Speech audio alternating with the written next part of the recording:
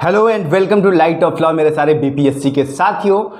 BPSC ने एक इतिहास रचा और साथ ही किस तरीके से बिहार में बीपीएससी के फुल प्रूफ प्लान को हम बिहारियों ने ध्वस्त कर दिया, आज इसके बारे में बात करेंगे। बीपीएससी का एग्जाम अब कब होगा, चेयरमैन की बैठक में क्या निकल के आया है, साइबर सेल को इसकी जांच सौंपी गई है, उसकी रिपोर्ट कब तक आनी है, इन सारे पहलुओं पर भी बात करेंगे। और सच में ये एक ऐतिहासिक घटना है। आप कहेंगे क्यों? क्योंकि पिछले 6 दशक से 60 साल से भी ज़्यादा के इस लंबे कार्यकाल में बीपीएससी का पेपर एक बार भी लीक नहीं हुआ था, इसलिए मैं इसे एक ऐतिहासिक घटना भी कह रहा हूँ। आप कहेंगे कि सर इसके बारे में क्यों बताना है, पेपर का डेट बताओ कब होने वाला है, बात खत्म करते हैं। ये तो बिल्कुल सही है कि आपको सिर्फ वस्तुतः इतने से ही मतलब है, लेकिन मैं चाहता हूं कि आप थोड़ा चीज़ों को और बड़े लेवल पे समझें ताकि आप इस तरह की चीज़ों से बचें। और एक और बात समझो कि तुम बीपीएससी का एग्ज़ाम देने जा रहे हो तो आगे चल कर क्या बनोगे, ये जिम्मेदारी तुम्हारे ऊपर भी आएगी। और ये जो पेपर लीक होने की जो सबसे छोटी कड़ी है ना, वो मजिस्ट्रेट होता है, एसडीएम से हुई है। और यानी कि वो तुम हो जो इस परीक्षा को पास करने के बाद बनने वाले थे। इसलिए मैंने सोचा कि चलो तुम सबसे भी ये बातें करें ताकि तुम्हें भी समझ में आए कि किस तरह से सिर्फ 2 से 3 मिनट की गड़बड़ी में, 2 से 3 मिनट के आपाधापी में पेपर क्यों लीक हो जाता है, कैसे लीक हो जाता है और कितने सारे विद्यार्थियों को परेशान होना पड़ता है।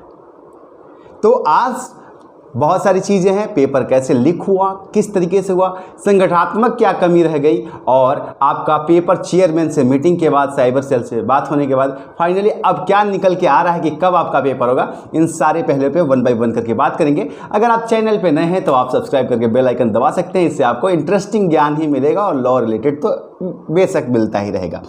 तो चलिए 1 बाय 1 करके बात करते हैं। अच्छा, इससे पहले एक और चीज़ की, जैसा कि आप सबको पता है कि मैं अनअकैडमी से जुड़ा हुआ हूं, तो अगर आप में से कोई भी साथी जो है जुडिशरी को लेकर के सीरियस है और उसका सपना एक जज बनने का है या सरकारी वकील बनने का है, तो उसके लिए अनअकैडमी एक बहुत ही सुनहरा मौका लेकर के आया है कि वो पीसीएस जे की कोर्स की ले सकता है, सब्सक्रिप्शन ले सकता है अनअकैडमी से। मेरा कोड है अमित लॉ 10 और वहाँ उसको मिल जाएगा, फ्री लाइव क्लासेस मिल जाएंगी। सिर्फ मेरा कोड डालना है, उसको unlimited access to all courses मिल जाते हैं, प्रैक्टिस सेट मिल जाएगा, batch course, study material, PDF, mentorship, regular doubt clearing session, live test series, ये सब कुछ आपको फ्री में मिल सकता है। आप वहां जाकर के एक बार ट्राई कर सकते हैं, इससे आपकी नॉलेज भी इनहेंस हो जाएगी। अमित लॉ 10 मेरा कोड है और आपकी बेस्ट फैकल्टीज के द्वारा आपको पढ़ाया जाता है। साथ ही आपको इंटरेक्टिव लाइव क्लासेस मिल जाते हैं, पूल ऑफ लर्नर मिल जाता है, राइज हैंड के ऑप्शन भी मिलते हैं कि आपको कोई डाउट है हाथ उठा के पूछ लो। आपकी क्लासेस मिस ना हो इसके लिए आपको रिमाइंडर भी दिया जाता है, आपको लेक्चर नोट्स की पीडीएफ मिल जाती है और सबसे अच्छी बात है कि आप कहीं भी कभी भी पढ़ सकते हैं।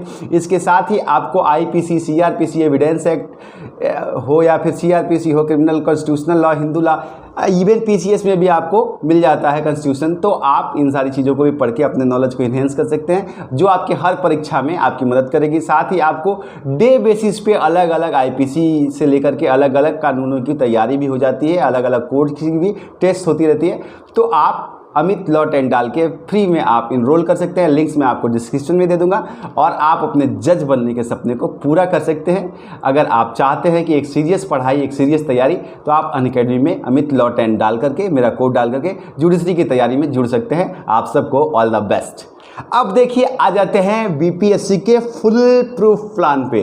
फुल प्रूफ प्लान मतलब कि प्रेस में जहां पेपर छपने को दी जाती है, वहां से सील्ड वीडियोग्राफिक सील्ड कंटेनर में आता है बोर्ड में, वहाँ पर भी पूरी वीडियोग्राफी होती है और वहाँ पे प्रेस के मेंबर के सामने उसे खोला जाता है और वहाँ से फिर स्ट्रांग रूम में रखा जाता है, इसकी भी वीडियोग्राफी होती है। ठीक उसके बाद से जैसे ही वीडियोग्राफी हो जाती है, फिर जब पेपर होने रहता है उसके 1 दिन 2 दिन पहले अधिकारियों को बुलाया जाता है, प्रिसाइजली बोले तो डीएम को बुलाया जाता है या उनके किसी प्रतिनिधि को, और उन लोगों के हाथ में उनके ज़िले की कंटेनर को दे दिया जाता है कि अब आप इसे लेकर जाइए और वहाँ ले जा कर के इसको तब खोलिएगा जब आपको लगे कि ये ज़रूरी है खोलना। डीएम के नेतृत्व में जाता है, इसकी भी वीडियोग्राफी होती है कंटेनर की। कंटेनर फिर वहाँ जाता है, अलग अलग अपने अपने ज़िलों में जाता है, वहाँ भी उसे खोला नहीं जाता है, बस वहाँ डीएम के सानिध्य में वीडियोग्राफी के साथ उसको खोल के वहाँ भी स्ट्रांग रूम में रख दिया जाता है। फिर डीएम को जब लगता है कि सेंटर दूर है, पास है, तो उसके हिसाब से वो अपने अपने जगह पे 1 दिन 2 दिन पहले वहाँ भेज देते हैं। लेकिन वहाँ भी उसको स्ट्रांग रूम में रखना है वीडियोग्राफी के साथ।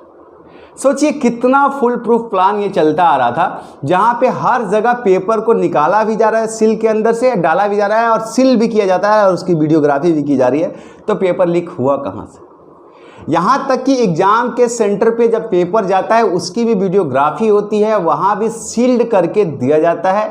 वहाँ डीएम के द्वारा, डिस्ट्रिक्ट मजिस्ट्रेट के द्वारा आपको एसडीएम के अंडर में वो पेपर खुलवाया जाता है, कंटेनर रिसीव कराया जाता है, मतलब पेपर रिसीव कराया जाता है। अब आप सोचिए एसडीएम मतलब आप जो बीपीएससी करने के बाद बनेंगे, मतलब पेपर वहाँ तक लीक नहीं हुआ है जो प्रथम दृष्टया जांच में आई है कि एसडीएम के हाथ तक लीक नहीं हुआ है पेपर। इसीलिए मैं कह रहा हूँ कि आखिरी कड़ी में फंस गया है और इसलिए एसडीएम के ऊपर सवाल उठ रहे हैं। क्योंकि देखिए पेपर एसडीएम सर ने लिया, उन्होंने सेंट्रल को दे दिया, वहाँ भी वीडियोग्राफी हुई। सिर्फ 2 से 3 मिनट का गैप बचता है, कब?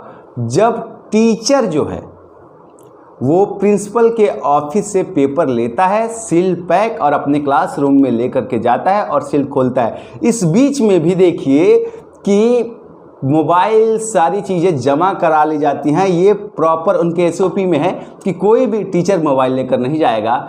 और ये प्रशासन की कैसी धक्का मुक्की है। और ठीक उसी 2-3 मिनट में पेपर लीक हो जाता है। कैमरा इसलिए नहीं लगाया जाता है क्योंकि ये कहा जाता है कि भाई कैमरा अगर लगा देंगे तो हो सकता है कि कोई कैमरा हैक करके उसका स्क्रीनशॉट लेकर के बाहर भेज दे।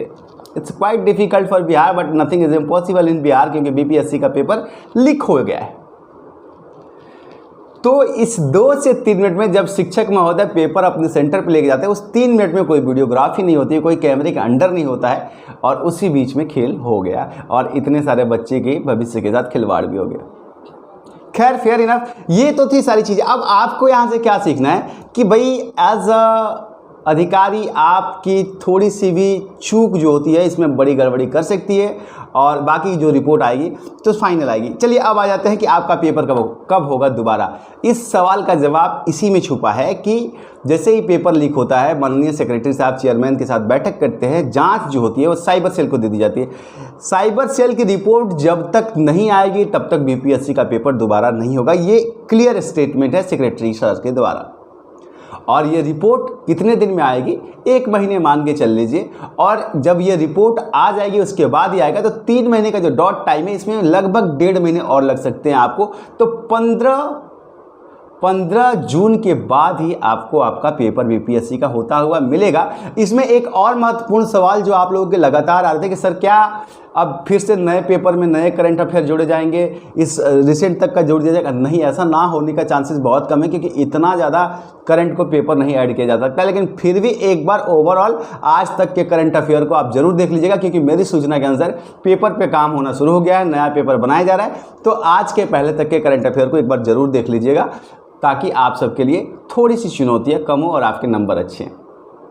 तो ये सारी जो घटना थी ये थी 1 महीने मतलब लगभग 1.5 महीने के अंदर अंदर आपके पेपर को कंडक्ट कराने की पूरी संभावना है। साइबर सेल को 1 महीने का ही वक्त दिया गया है रिपोर्ट सबमिट करने के लिए।